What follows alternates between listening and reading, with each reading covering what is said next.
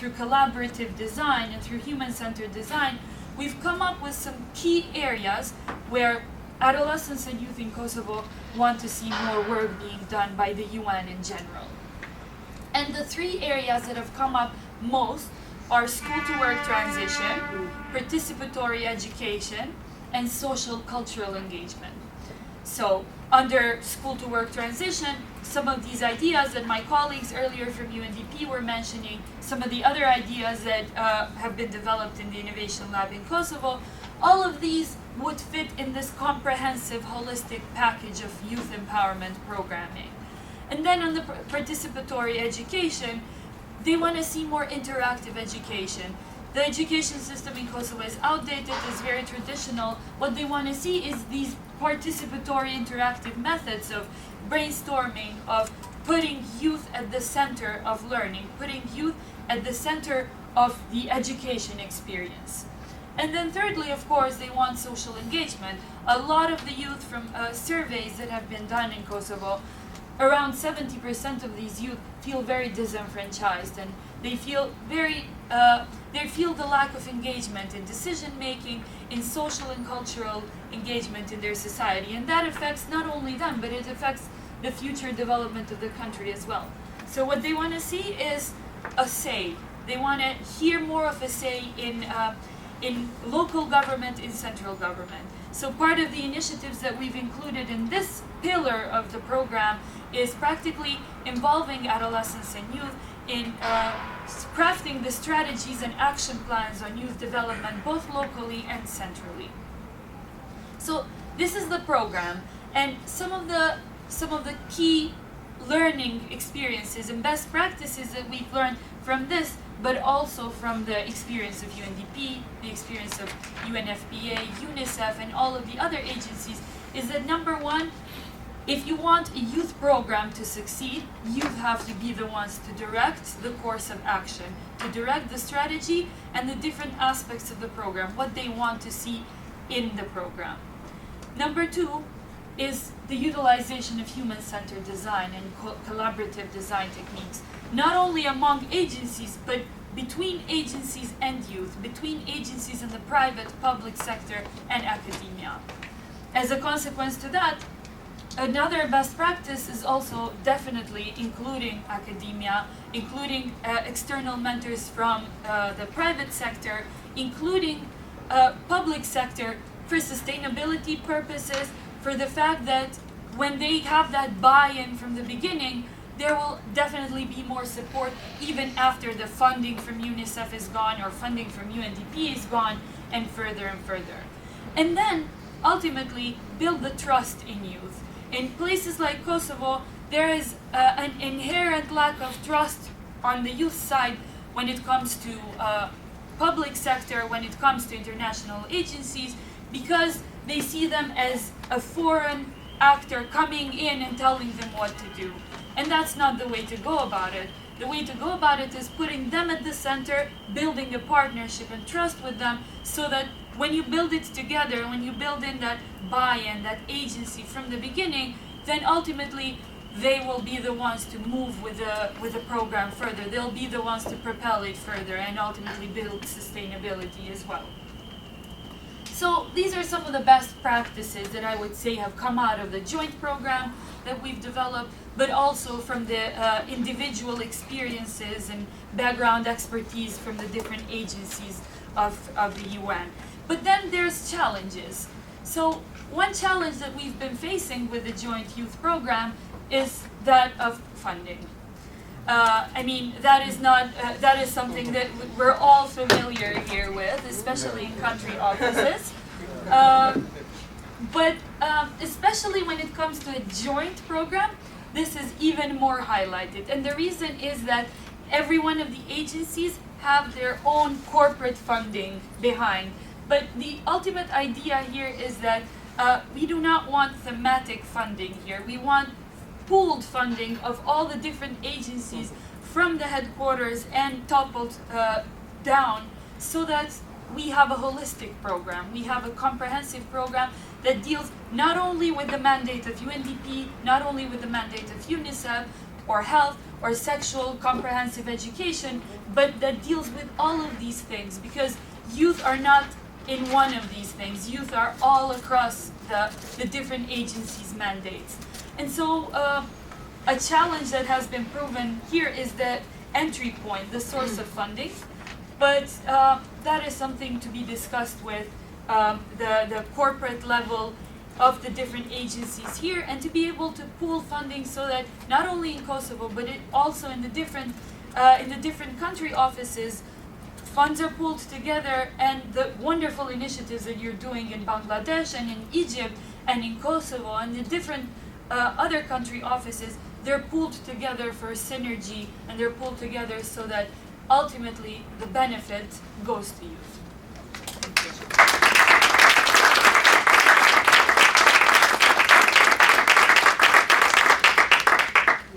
Spend entire days with all of you, so it's extremely frustrating. Do you have questions?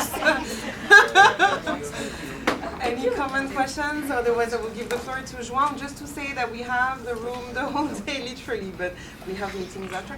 Just to say that if you want to stay until 2, you're welcome to do that, and we can continue also the conversation. But João, please. Okay, no, thank you very much. I'll try to be brief, actually. Well, first of all, thank you for the opportunity. It's very exciting that we get to share a little bit about what we are doing in Somalia. As Noëlla mentioned, I work for, it's a complicated title of my office. Somalia, we have a different system because we are integrated mission. So we have the country team and the political mission mandated by the Security Council, and we are in the process of integrating those efforts. So my office is called the Integrated Office, but we're basically under the Deputy Special Representative of the Secretary General for Somalia, who also has different hats. He's also the humanitarian coordinator, and he's also the resident coordinator. So he basically makes sure that all the different parts of the UN system are working. And because youth is such a priority, they actually put youth right in this office, which is extremely exciting. I want to talk a little bit about the UN Youth Strategy for Somalia. It was an effort that took about a year and a half for us to really develop in a very participatory way with a lot of consultations. But the youth strategy for us is really the package of how we're going to be moving forward, and how is the integrated response from the UN side. Just a little bit of context. I don't know how much you guys are aware of the situation in Somalia. Somalia is one of the youngest countries in the world. We have a huge amount of young people. The most recent estimate is that we have about 81% of the population being younger than 35 years old, which is a definition for youth in Somalia. So we are talking about an entire country that is mostly with young people. So one of the challenges we have is that we need to design programs that are specific to young people, having in mind that young people are also government officials, they are also the private sector, they are basically everywhere. There is nothing we do that don't necessarily engage young people. But young people also have a very interesting challenge in Somalia because of the culture. The clan system in Somalia is really based on the elders, and so young people face especially massive challenges when they have to try to engage in political processes and participation. Even though everybody recognizes young people should be in the table, the culture prevents their engagement, especially for young women. It's very difficult to get them a space in the table. From the UN side is also a very difficult environment for us to operate. We actually have a big operation. We have 23 UN agencies, plus the World Bank, plus the mission. But we are limited in terms of movement. We operate from a military base in Mogadishu, and it's a challenge, but it's also an incredible opportunity because we are forced, as my colleague was mentioning about the integration, we are forced to work together.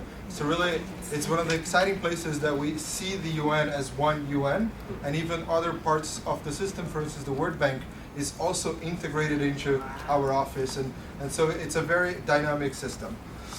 Going into the UN Youth Strategy, as I said, it's a package. We didn't really create anything new. I think that what we did is we articulate our plan. So we have a clear vision, and now we're able to allocate resources to the specific programs that need. So the first, and I have some publications for everybody later. But first is the programming. So youth programming. What we did this time is that because there is not a one UN agency that was officially mandated to work with youth, we saw a series of ad hoc projects on youth. And then as soon as funding would finish, those projects were terminated, and then the young people was basically abandoned in a way. Well, we tried to really look into the youth swap, which is a global effort, and we tried to really look specifically how can we realistically implement the youth swap in Somalia. Because of the context of the conflict, we also included an extra, so apart from the 5 priority areas of the youth swap, we have peace building as one of our priorities, and this is basically informing our programming. It was very interesting for us to understand, once we clarified that those are the 6 thematic areas we prioritize, that for instance, most of our funding, right now we have about 30 million going for youth programs in Somalia. Most of this funding goes to job creation and vocational training. Very little funding going, for instance, to political participation or peace building. And it was through clearly writing down the priorities that we actually realized that we don't treat the priorities as they should be equal. And so we are also now looking into how we basically respond and fill those gaps. I want to talk about 3 specific projects that I think might be relevant in terms of sharing experience. They're all joint programs. One is, we call it YES, that is the Youth Employment Program for Somalia. It's a joint program between UNDP, ILO, UN Habitat, and FAO. It has a quite interesting approach. They look into 3 main areas. First is the value chain development. So look into a country like Somalia that suffers from different gaps of infrastructure in many different sectors. What we're trying to do is to really understand the value chain in Somalia in specific fields and try to see, great, we're going to create capacity of young people, but then we also need to develop the roads, we also need to develop the markets, so it's a very comprehensive approach that is bringing other elements, not only the capacity development, to really generate those jobs. The second is really the skills development and capacity building, vocational training. So for that, looking to the value chain analysis, trying to see what are the gaps and what are the knowledge gaps, and then develop specific curriculum for those skills. And third is that because there is a lot of reconstruction to be done in Somalia, and the UN actually do fund most of those reconstructions, we are now using those young people that are trained through the process and giving them the first job. So then they gain experience for working on those development programs and infrastructure things. This has been very interesting because through this program we were able to establish youth centers. One of them is a very famous, it's called the One Stop Youth Center in Mogadishu. And then once young people start coming in to receive vocational training, they said, we don't actually have public space in Mogadishu. So since the UN already secured this compound and we come here for training, can we also use it in our spare time? And so now they have what they call the health talks. So a youth group, White Peer, that is connected to UNFPA, they actually mobilize volunteers that come and do basically health talks and talk, especially with young women that have very little access to information, how they can be better about themselves, how they can look after their health. So this program, it's been running for a year now, but it's been such a dynamic program that we are now expanding to other regions, especially taking to Kismayo, which is a region more south, but it's where we are receiving all the influx from the refugees from the Dadaab refugee camp in Kenya that is being shut down, and so we are having millions of Somalis being sent back, and there is no infrastructure to receive them. So we are trying to use those centers as an opportunity to really help to develop locally in Kismayo. The second program that I want to mention very briefly, it's called Youth for Change. Again, it's a program between UNICEF, ILO, and UNDP. But this program is very interesting because obviously radicalization is a big thing in Somalia. We have Al-Shabaab operating in our territory, and Al-Shabaab in Arabic means youth, and also majority of their members are young people. What this program is trying to do is to really understand why those young people radicalized, and so through a series of interviews in rehabilitation centers, in prisons, we identified that most of the times they didn't necessarily join Al-Shabaab because of their ideals. They actually joined because it was a job opportunity. And so now we're trying to look into job creations and rehabilitations of those young people that managed to leave Al-Shabaab or that are currently arrested. And this Youth for Change has been running for 5 years. and it's been one of the most successful in terms of really reintegrating young people through developing their skills and helping them to actually get their first jobs. And then I just want to talk about one small one that is the looking into how we can be creative. So because there is such a big gap in terms of maternal health in Somalia, UNFPA is working with UNDP and UN Habitat, but is looking into ways to train young women to become midwives across Somalia. But actually in this process, they are basically responding to the needs of professionals that can help doing the birth and maternal health, but they are also generating employment specifically for young girls. So this is a program that is also being very successful. And as I mentioned, we have about 30 million US dollars in our budget for youth programming right now. This is divided between 27 programs. So there is quite a lot going on.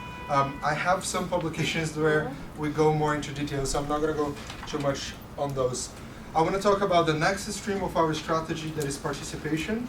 And I think this, as mentioned before, it's pointless for us to just work to benefit young people. They need to be on the table, and they also need to inform the way we are working. So we're trying to make sure that there are permanent mechanisms in place. Internally, what we created is the UN Youth Advisory Board. Again, nothing new. In the context of Somalia, it has been a bit difficult because obviously the clan issue, and it's very hard to identify who represents, who speaks.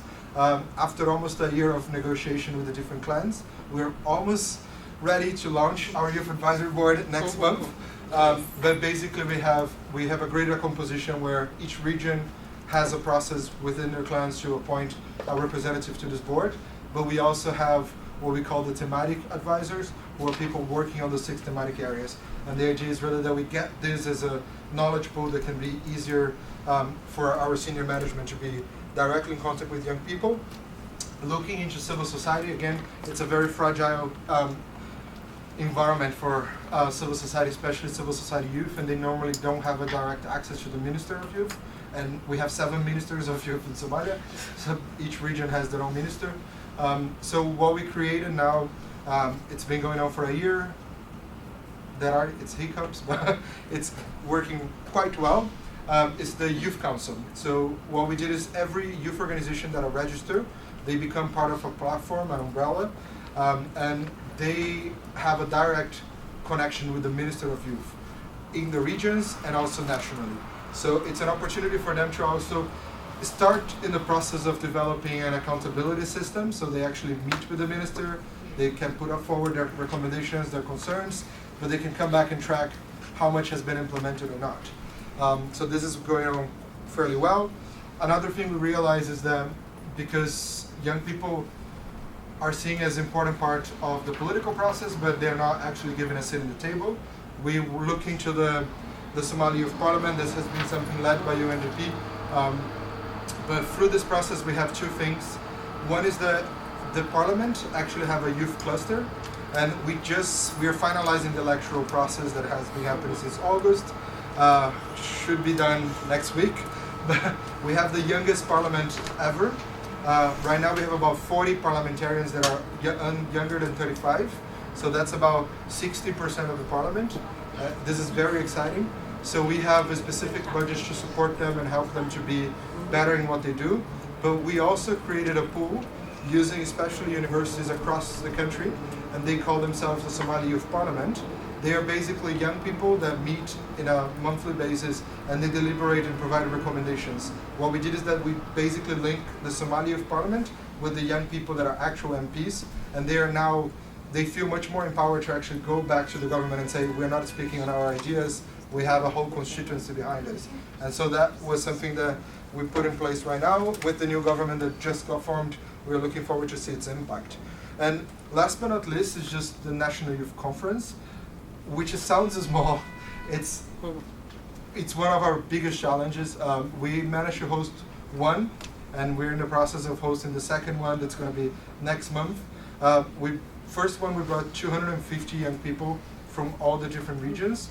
This is a process that takes us almost 5 months of just the logistical preparation of flights, helicopters, security, clearances, and so for us it's very exciting because Somali youth actually don't have that much opportunity to meet each other and to meet people from other clans. So during the conference, it's a moment where really they just sit around the table and talk about their issues. They realize how similar they are, how different they are in some aspects. But this is an opportunity for us to really define priorities. So our ambition is to host one every year, where we would be able to really start to also the UN be more accountable to the young people. So in those meetings, we identify a list of priorities that we should be working for next year, and we account for what we've done in the past year. So we're going to the second edition. The third stream of our strategy is government capacity development. This is, I think, one of the biggest challenges, but also it's going to have the lasting impact. We have two forms of the support. One is the legal frameworks. So we are doing different things on this. One is the obvious way, is the national youth policy. We're in the process of, again, finalizing this. The new government has to be in office to endorse, but we have led a process of almost 3 years with youth groups across the country, designing the strategy, their policy, and really trying to see also an implementation plan. Because the implementation plan directly impacts the government, there was an issue in terms of launching the policy with the previous government because they were not going to be the ones implementing. But now that we have a new government, hopefully we're going to be able to finalize that and launch. But it gives us a big framework.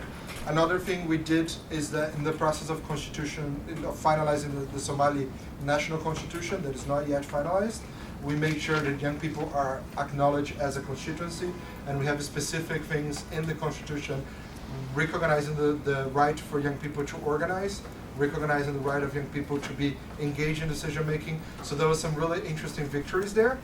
And one thing that is quite unique to Somalia, it's been the first in 26 years that Somalia finished what they call the National Development Plan.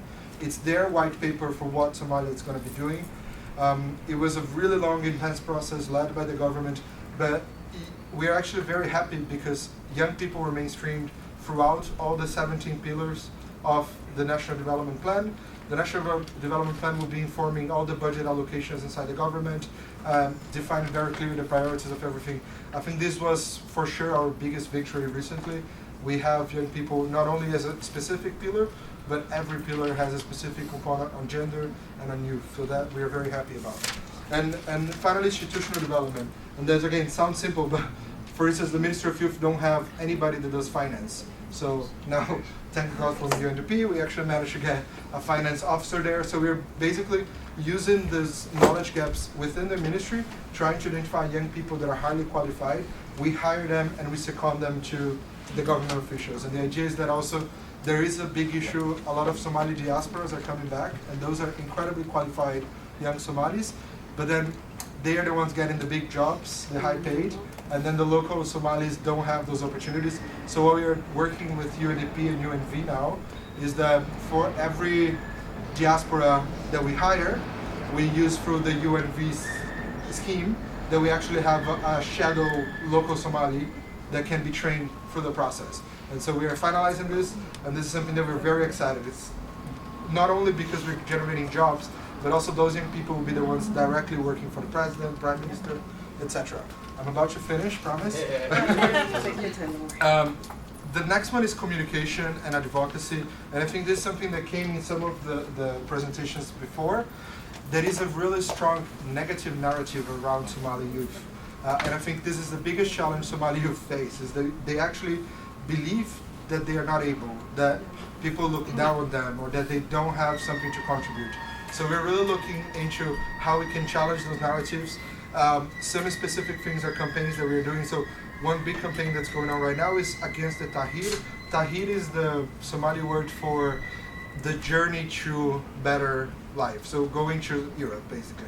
And there is a big thing about peer pressure. A lot of young Somalis that are there organizing trips with their peers because they're all migrating to Europe and they see how amazing life in Europe, and the few Somalis that actually made it to Europe keep posting photos on social media with big cars and fancy lifestyles. We're using like narratives from the local youth to actually break those stereotypes and show that actually life as an immigrant is not necessarily a paradise. You're not going to get there and immediately get your Ferrari. So those campaigns are quite interesting because it's not, again, the UN doing. Our team is supporting the local youth groups to develop their own campaigns. We're also doing work in terms of radicalism. There is especially one that was done as a surprise for us, but one of the group that came to the National Youth Conference, they launched this incredible campaign. collecting stories of the parents of young people that have radicalized, and they're saying, if you are thinking of radicalizing because it's an adventure, think about your family.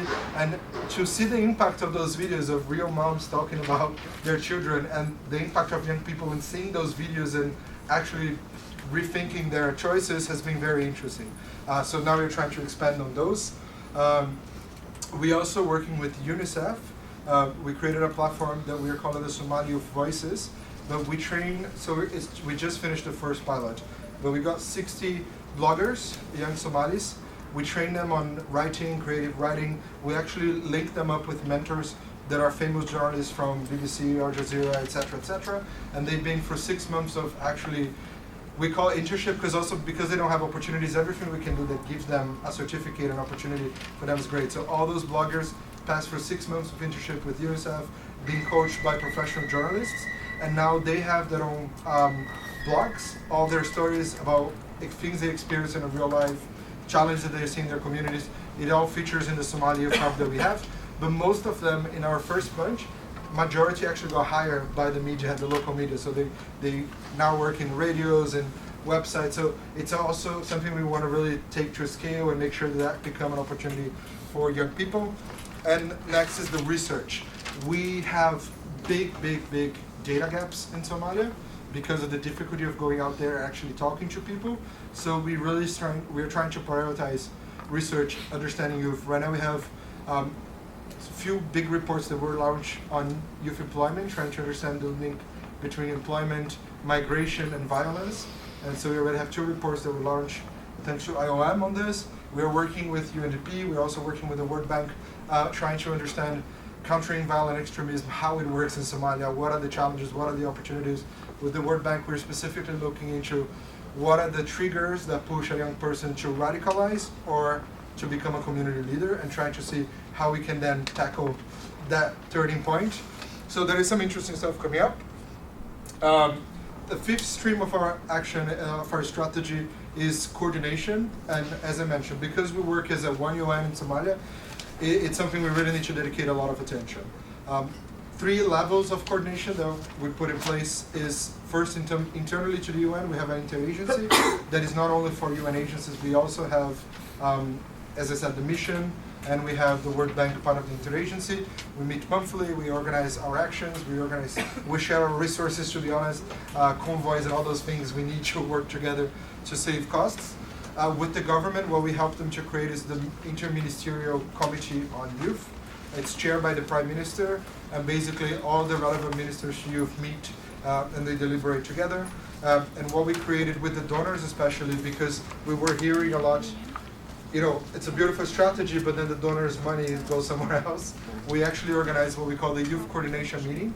So every 3 months, we bring everybody to the table. All the donors that are operating in Somalia, all the UN youth focal points, the government, and civil society youth.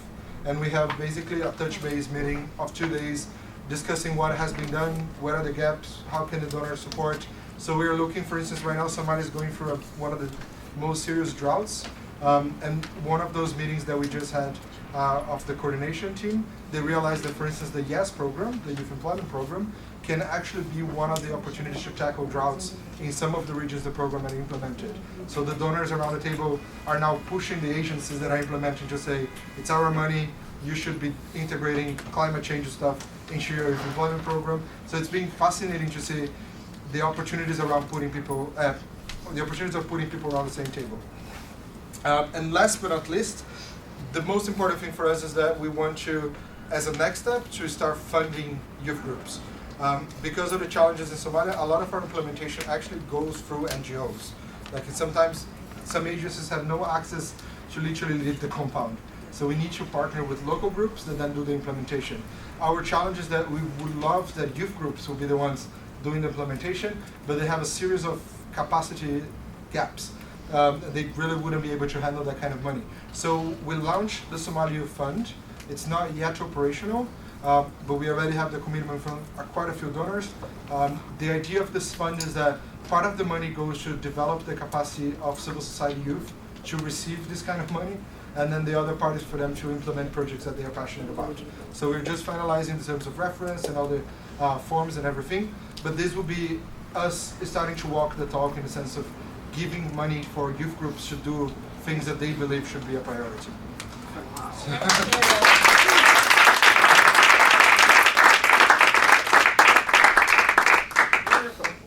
And I have a summary of the strategy for everybody. Thank you. So you really succeeded your transition between Brazil and Somalia. It's quite impressive. It was a different one. So now, just like to propose, because, well, it's already 1:38, we have some of the finalists from the Regional Youth Leadership Program here in the room. So what I would like to suggest is that, Kautar, if you can explain briefly what it is about, and then we'll actually go around the room, because I feel it's a shame also if we don't introduce ourselves. I cannot resist. So I think it would be great if you could each say, you know, what organization or country office you represent, and if you're involved with a youth program, so that we can also put a face behind your name and your country office or organization. And for the finalists, I will ask you to very quickly give us the 30-second elevator pitch on your ideas. Let's do that. We need to leave in 10 minutes. Okay. So let's start with you guys. So, just very quickly, my name is Kautar Zarwani, and I'm managing the UNDP Regional Bureau of Arab States Youth Leadership Program. It's starting its third year. It's this year, what we call it, we just finished YLP2, so Youth Leadership Program second year. And we had 11 countries represented. Somalia is one of them, and we had 5 with us in Kuwait, and they had amazing ideas. Here I'm so happy we have with us 7 of the finalists. But briefly, we worked at the national level, and each country we had similar national workshops.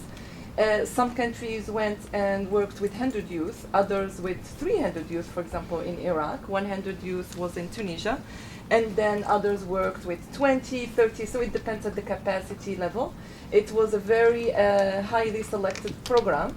At the end of the national workshops, we went through the innovation methodology, the human-centered methodology, and we asked the youth to come up and identify a developmental challenge and then come up with the solution that they will implement themselves. We are still working with them, and so we're still working with YLP1, we'll be working with YLP2, and they will be added to YLP3. So briefly, I have here 7 change makers. I'm going to ask Dima to give even more briefing about YLP in general, so you can hear it from her, and then she will talk very briefly about her project. Maybe not all of us will speak. We have some languages. Yeah. Yes. So, and then because of the timing, so Dima will have Sounds good. the responsibility. Hi everyone, I'm Dima from Lebanon. I participated in the national youth leadership program. It was the idea behind it is that we had to apply and we have to talk about challenges that we care about and a few of the solutions that we could come up with. It was a national workshops where I think we were 12. Yeah. We were 12 from Lebanon. And we had workshops about all of the different topics that we were interested in. So we had women empowerment, gender equality, we had economic empowerment, social development, and a more detailed study, if you want, about the SDGs and about all the challenges and some of the solutions that we could come up with.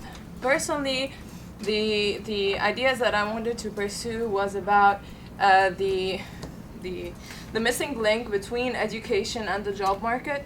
So whatever we are studying, we can't find a job that actually responds to what we studied in.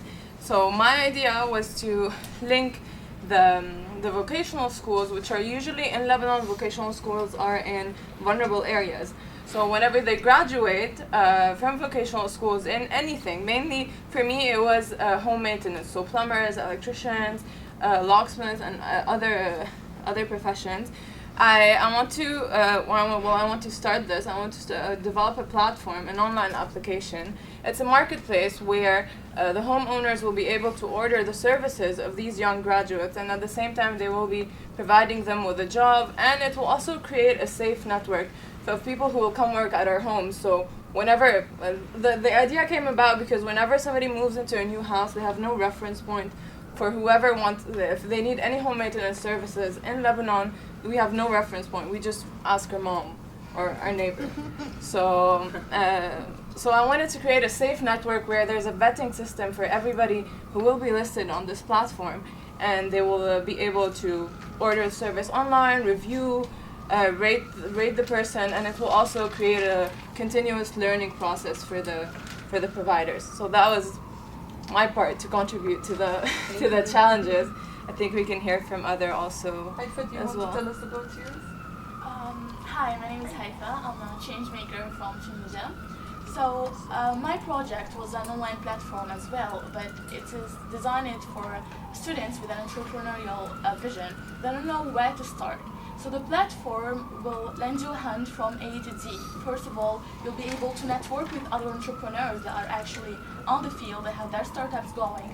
And it is organized by field. So you have like agriculture, math things, as well as business, for example. The second part of it is for e-learning. So we offer hard skills, we are working with academics, like professors from universities, whether they are in Tunisia or abroad, as well as soft skills that are, management, how to do how to present your project or public speaking or such. And the last part is for the funding. So we have a list of the organizations ready to finance your project. So that's it, briefly. Thank you, welcome. You want one more? Ahmad or Hussam? Whatever is I think we could do both. We have time for both. Go ahead.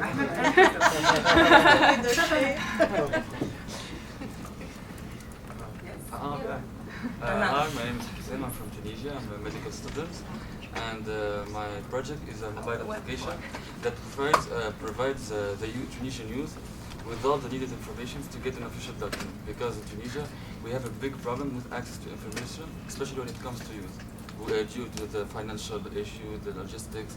So when you open, as a user, when you open the application, and you're looking for a document, whether it's provided by a public institution or a private one, you can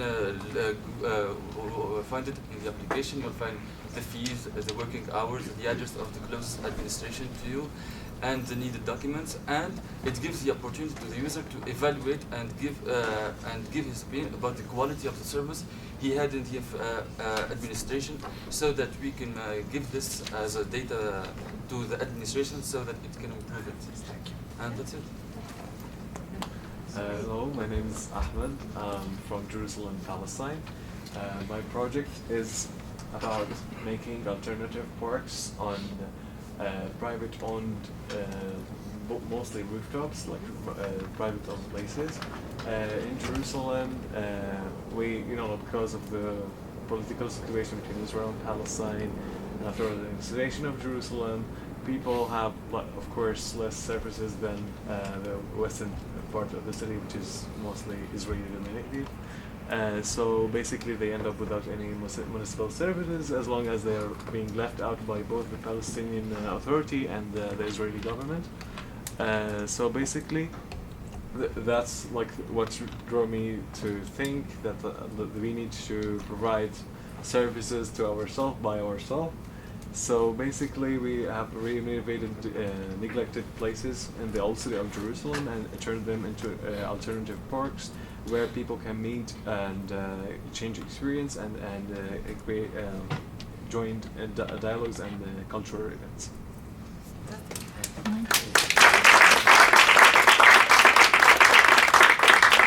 We have 2 minutes if you have questions or if you want to hear more, it's up to you. We certainly, it would be great to hear more. Maybe you can say until when you're here as well for people that are still in New York. Until tomorrow. Okay. But yeah, no, certainly, and we would like to codify that further as well. So this is something we've discussed with you, Kautar, and all your examples, in fact. If we could, look into lessons learned when it comes to the nexus between youth and social innovation, we would be interested in sort of systematizing that in knowledge products and touching base a bit more regularly. So hopefully, we have this tradition of having, webinars focusing on specific experiences at country level. We will retake that in February. So hopefully we can, every week or every 2 weeks, put the spotlight for 1 hour on a specific country, because we feel that there's so much appetite, and we may not have funding, but we're really rich when we hear all of these knowledge and experiences and contacts and partnerships that we have across the house and the houses, actually. So it's really amazing. Let's just go quickly around the room. Well, thank We you wanna so get a much sense. for having us. I'm so sorry that you have to run.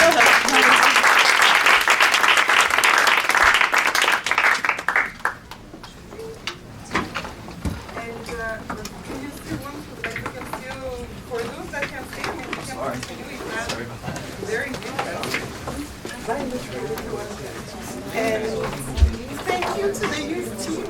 Laura, yeah, very good. Diana and Aaron. Thank you. Thank you so much. No way.